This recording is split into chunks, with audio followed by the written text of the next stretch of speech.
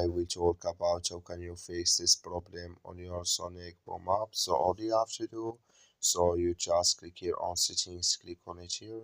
When you click here on settings, it's going to take to show for your list like this here. So then you go down here, you search for apps, then you click here on apps, then it's going to take you to this list here, and there you're looking for Sonic Boom app, or just click on search, add here Sonic Boom. It's going to show for you like this, click on it. So then it's going to take you to this list here, click on first stop, then you click on OK, then you go down, just click here on storage, come to storage list here, just click here on clear cache.